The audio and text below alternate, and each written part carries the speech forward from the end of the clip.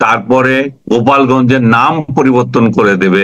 তো সাধারণভাবে গোপালগঞ্জবাসীর মধ্যে তো এগুলো একটা সেন্টিমেন্ট জাগার কথা।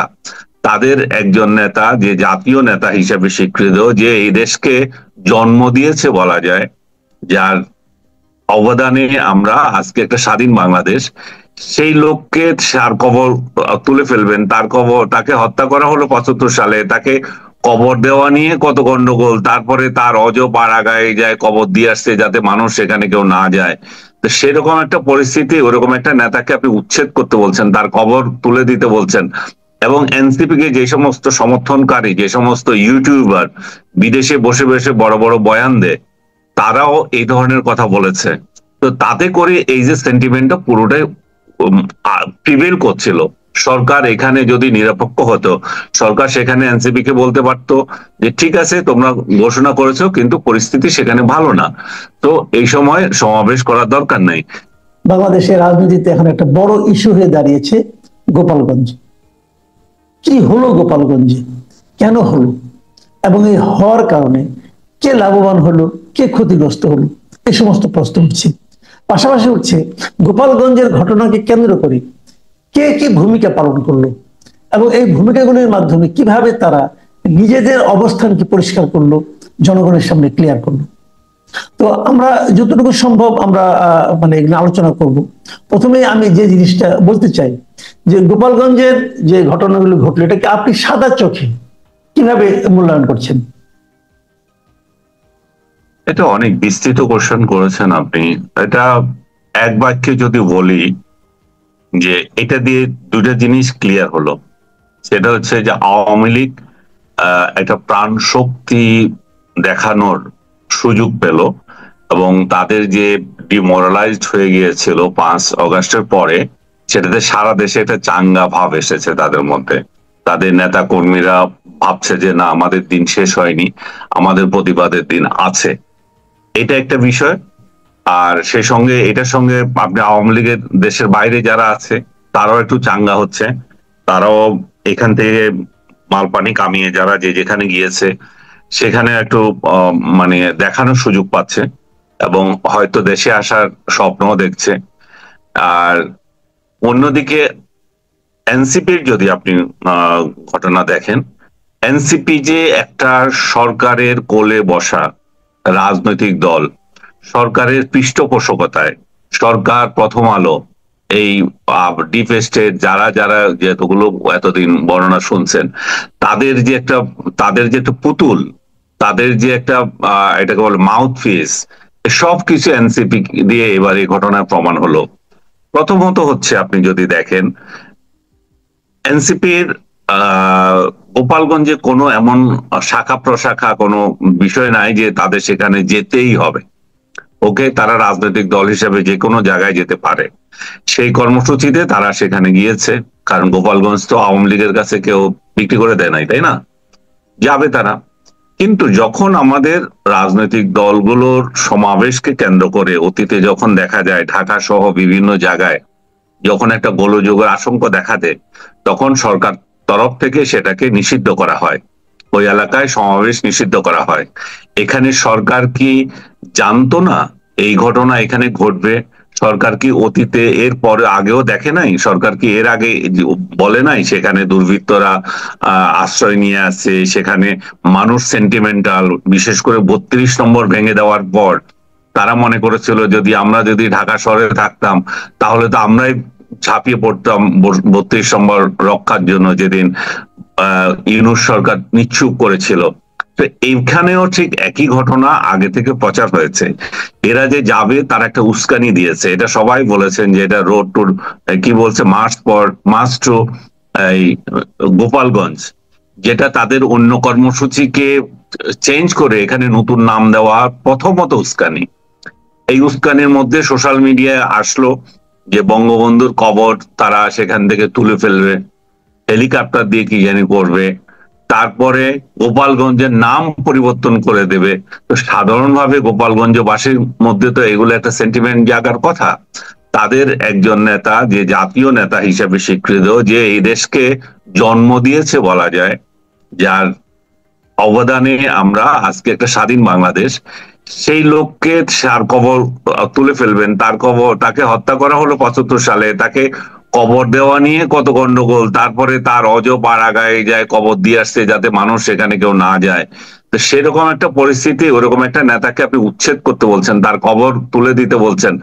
এবং এনসিপি কে যে সমস্ত সমর্থনকারী, যে সমস্ত ইউটিউবার বিদেশে বসে বসে বড় বড় বয়ান দেয়, তারাও এই ধরনের কথা বলেছে।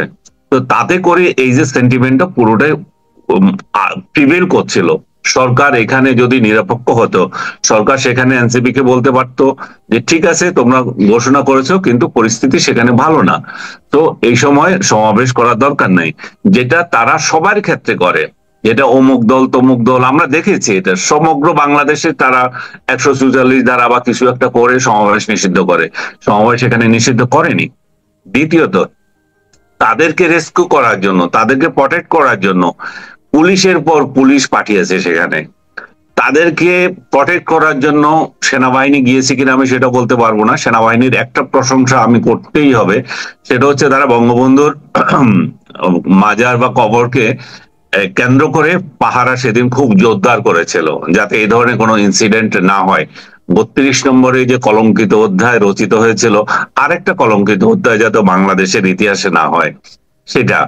কিন্তু সেনাবাহিনীর অন্য অ্যাট্রোসিটি যেগুলো মানুষ দেখেছে, মিডিয়া এসছে, বিদেশি মিডিয়া এসছে, সোশ্যাল মিডিয়া এসছে, সেনাবাহিনী নিশ্চয় সেটাও দেখেছে। এবং সেখানে যে তারা যেভাবে ফাঁকা আওয়াজের নামে গুলি করছে, সেটা সেই চিত্রগুলো বা লাশের উপর পা দিচ্ছে, এই দৃশ্যগুলো কিন্তু সেনাবাহিনীর যে একটা গুড ইমেজ আমরা অগাস্টে এবং জুলাইতে পেয়েছিলাম, সেটার সম্পূর্ণ বিপরীত হয়ে যাচ্ছে।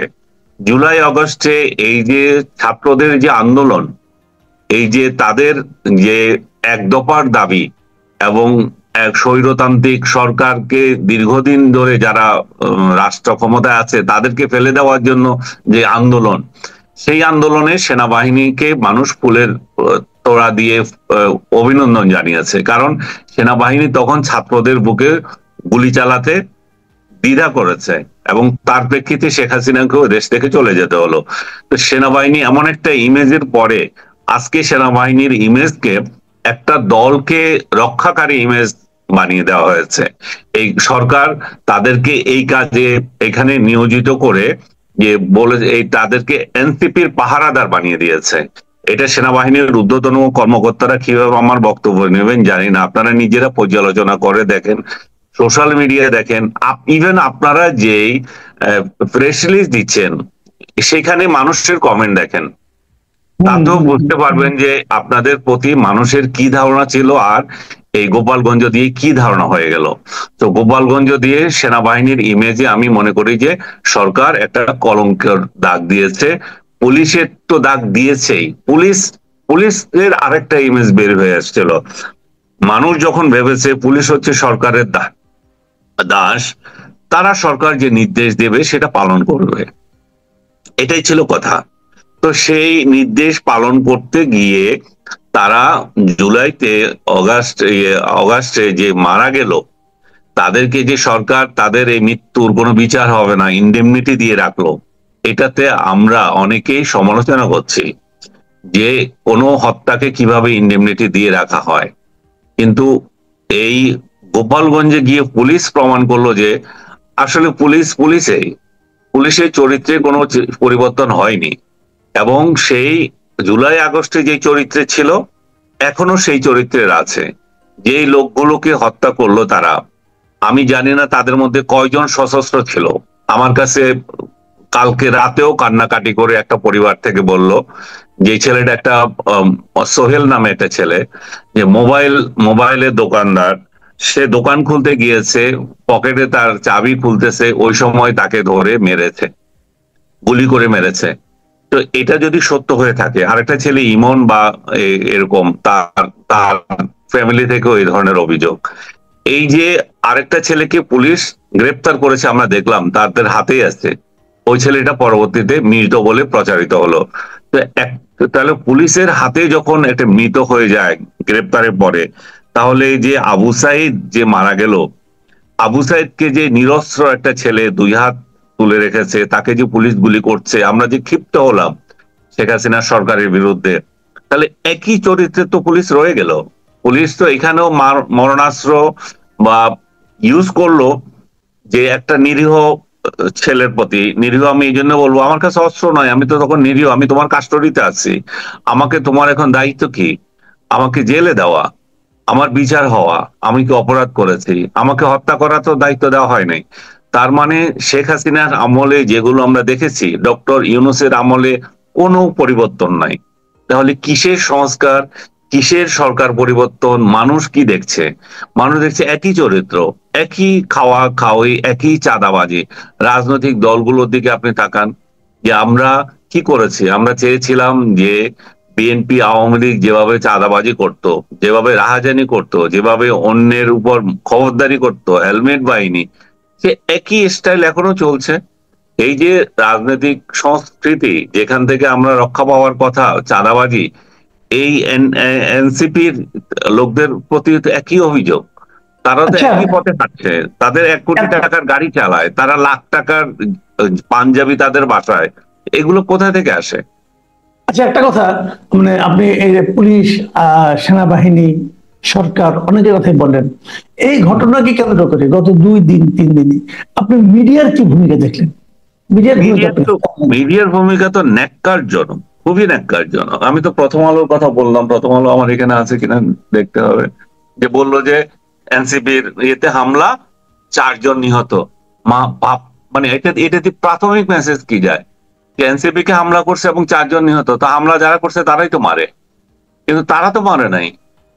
হ্যাঁ, তাহলে এই যে প্রথম আলোর মতো পত্রিকা, আমি বাংলাদেশের যে কটা পত্রিকা আছে তার মধ্যে এখনো আমরা সবাই এটাকে গুরুত্বপূর্ণ মনে করি, জি, তাদের ভূমিকা কি ন্যাক্কারজনক। এবং এই ভূমিকা তারা গত 16ই জুলাইতে যে হত্যাকাণ্ড ঘটেছিল সেই দিনের কি চিত্র ছিল? একটা একটা সাইড স্টোরি নাই, যেটাকে আমরা বলি মানবিক স্টোরি। এই ছেলেটা যারা মারা গেল, এরা কি গরু ছাগল? এরা কে, কোথা থেকে আসলো? এদের পরিচয় কি? ওইটা অমুক, অমুক হচ্ছে মোবাইল আলা, অমুক হচ্ছে ভ্যান্ডার, এগুলো বলে দিলে হলো? তার ফ্যামিলি কোথায়, তার তার কি দোষ ছিল? মিডিয়ার তো ভূমিকা এগুলো তুলে ধরা। এই 4টা লোকের অপরাধ কি, যারা মারা গেল? আজকেও একজন মারা গেছে রাতে, এই নিয়ে 5 জন মারা গেল।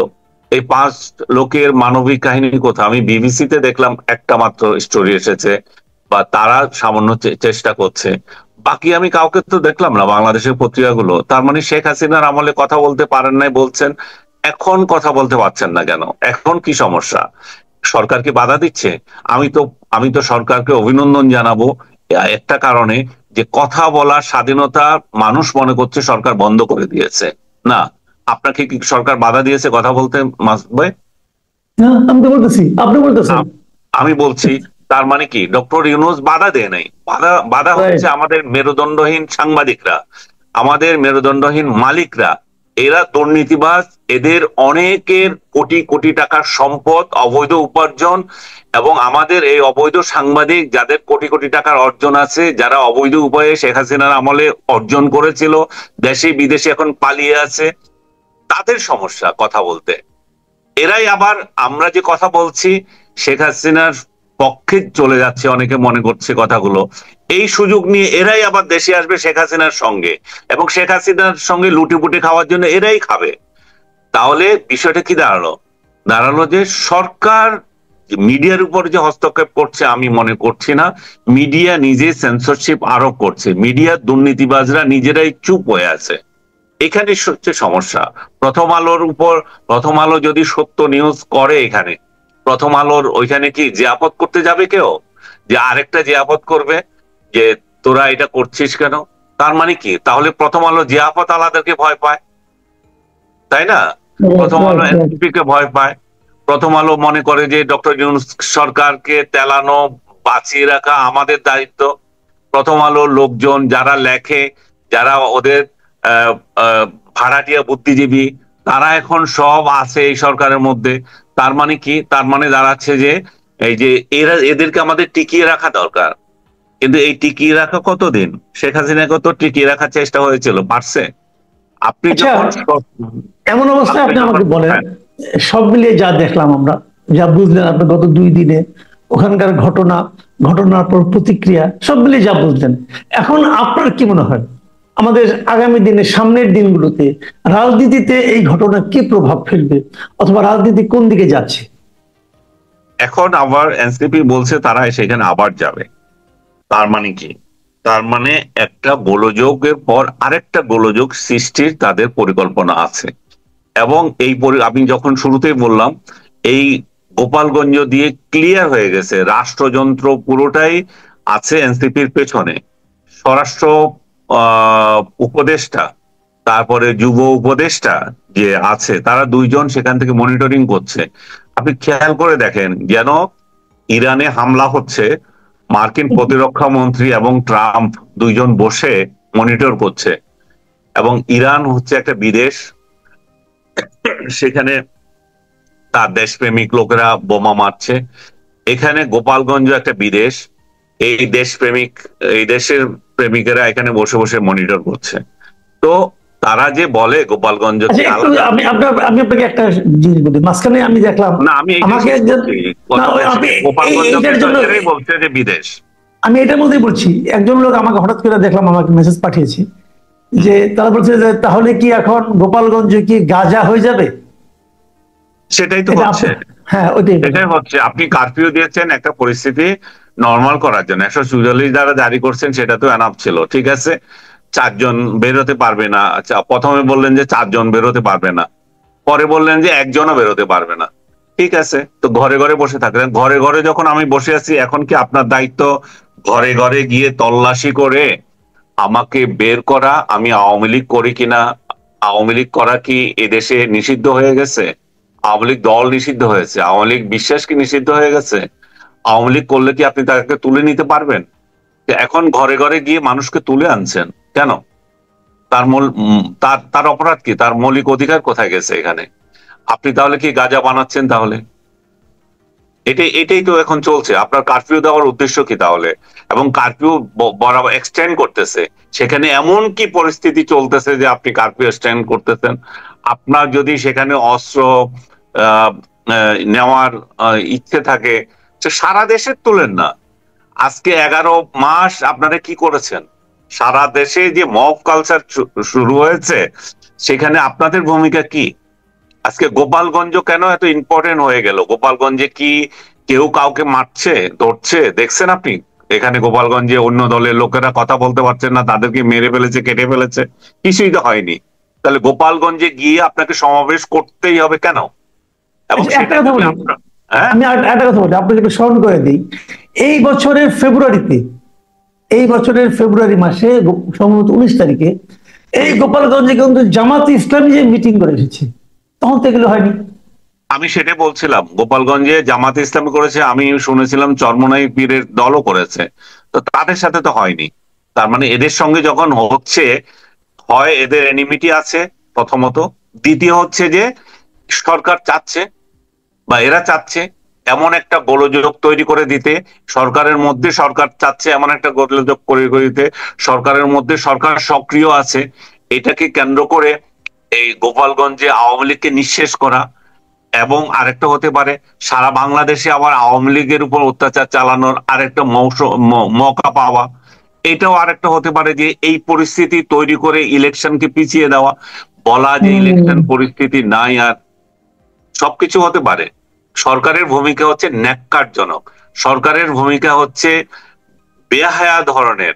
কারণ তারা 4টা ছেলে যে মারা গেল, টু শব্দ করেনি, তারা শব্দ করেছে সেখানে জনসভা হতে পারছে না, এটা মৌলিক অধিকার লঙ্ঘন। একজনের যান চলে যায় সেটা নিয়ে কোনো কথা নাই, আর জনসভা করতে পারে নাই 2 দলের রাজনৈতিক হাঙ্গামায়, সেটা হচ্ছে বড় বিষয়। বাংলাদেশে কি জনসভা এই প্রথম বন্ধ হয়েছে? বঙ্গবন্ধুর আমলে হয় নাই, জিয়ার আমলে হয় নাই, জনসভায় সাপ গুলি গ্রেনেড এগুলো হয় নাই? আমরা কি এগুলো দেখি নাই? এগুলো কি নতুন কিছু? তাহলে উদ্দেশ্যটা কি? আপনি এখন একটা তদন্ত কমিটি করেছেন যে এটা ইয়ে করার জন্য, আমি অ্যাপ্রিসিয়েট করি, কিন্তু তদন্ত কমিটি থেকে কাকে রেখেছেন আপনি? আপনি রেখেছেন 4টা আমলাকে, ওই মন্ত্রণালয় এই মন্ত্রণালয় ওই মন্ত্রণালয়, 4টা আমলাকে নিয়ে আপনি একটা তদন্ত কমিটি করছেন, এবং সেখানে পুলিশও আছে। যে পুলিশের বিরুদ্ধে অভিযোগ, তাদেরকে আপনি রেখেছেন এখানে যে তদন্তের রিপোর্ট দেবে তারা, এবং পুলিশ অলরেডি একটা বিবৃতি দিয়ে দিয়েছে এই এই কারণে হয়েছে, আর তদন্ত সেখানে আপনি ঠিক আছে মানুষ হত্যা নিয়ে তদন্ত করতে যাচ্ছেন, করেন সেটা, কিন্তু আপনি যে মানুষ হত্যা নিয়ে টু শব্দ করলেন না, তাতে কি বোঝা গেল? তাতে তো বোঝা গেল যে আপনি এই মানুষ হত্যা চেয়েছেন, আপনার এখানে সমর্থন আছে, এরা দুষ্কৃতিকারী, এদেরকে মেরে ফেলো। তো সরকার এবং ডক্টর ইউনূস, খেয়াল করে দেখেন, আমি কোনো ঘটনায় ডক্টর ইউনূসের পার্সোনাল বিবৃতি দেখি নাই। উনার উনার যে অফিসিয়াল পেজ সেখান থেকে গিয়েছে, ওনার পার্সোনাল অ্যাকাউন্ট থেকে বিবৃতি গিয়েছে, এবং সরকারের প্রেস উইং থেকে গিয়েছে। সরকার কতটা তৎপর হয়ে গেছে যে এনসিপি জনসভা নিয়ে, এবং পুলিশের পক্ষ থেকে গিয়েছে। তো সার্বিকভাবে আমি শুরুতেই যেটা আপনাকে বলছিলাম, সরকার ন্যাক্কারজনকভাবে প্রমাণ দিয়েছে যে এই এনসিপি নামের এই দলটি সরকারের, এবং এনসিপি নিজের পায়ে নিজে কুড়াল মেরেছে এর মাধ্যমে সরকারের কোলে বসে। এই ছেলেগুলোকে আমি চেয়েছিলাম যে বিএনপি আওয়ামী লীগের বাইরে একটা স্বতন্ত্র দল হিসাবে, একটা শক্তি, যুব শক্তি হিসাবে তারা বেরিয়ে আসুক। আমরা এই পচা রাজনীতি দেখতে দেখতে বিরক্ত, এই দ্বিদলীয় রাজনীতি এবং এই পারিবারিক গোলামির রাজনীতি বাংলাদেশ অতিষ্ঠ। কিন্তু এরা সেই স্বপ্নকে 1 বছরের মধ্যে ধূলিসাৎ করে দিয়েছে। এরা গোপালগঞ্জে মার খাচ্ছে, এবং আপনাকে কে নিশ্চয়তা দেবে যে সারা বাংলাদেশে এরা খাবে না? তাদেরকে এই সরকার কি চিরস্থায়ী সরকারের বন্দোবস্ত নিয়েছে? তারা কি রাজনীতি করতে পারবে? তারা এই দেশে থাকতে পারবে? আমার তো মনে হয় না। তাহলে তারা থাকতে হলে তারা যে কথা বলছে মুজিববাদকে শেষ করে দিতে হবে, আওয়ামী লীগকে শেষ করে দিতে হবে, তাহলে এত কত কোটি লোক আছে, তাহলে তাদেরকে হত্যা করতে হবে। এছাড়া তো আমি আর কোনো বিকল্প দেখছি না। আজকে আমি রংপুরে দেখলাম স্বাধীনতা স্তম্ভ, সেখানে বঙ্গবন্ধুর ছবি, স্বাধীনতা স্তম্ভ থেকে বঙ্গবন্ধুর ছবি ফেলে দিয়েছে, মুছে দিয়েছে এই দলের ছেলেরা। তাহলে এরা কি চাচ্ছে? তাহলে স্বাধীনতা থেকে তারা বলছে মুজিবের নাম আমরা মুছে দেব। মুজিব কোথাও থাকতে পারবে না। তো যে দেশে স্বাধীনতার সঙ্গে জড়িত যে ব্যক্তি, তাকে যদি আপনি না রাখতে চান, তাহলে আপনার রাজনীতি কি সেটাও তো মানুষ বুঝে যাচ্ছে। আপনারা আসলে এই দেশে কি চাচ্ছেন? তাহলে এরা যে একটা মুক্তিযুদ্ধকে ধারণ করে, জুলাই চেতনাকে ধারণ করে এই পচা রাজনীতির বাইরে গিয়ে আরেকটা রাজনীতি করবে, সেই সম্ভাবনাকে এরা নিজেরাই নস্যাৎ করে দিচ্ছে। আমি তাদের জন্য সরি, আমি তাদের জন্য আমার নিজেরই দুঃখ লাগছে যে এদের অনেকে আমি পছন্দ করি ব্যক্তিগতভাবে।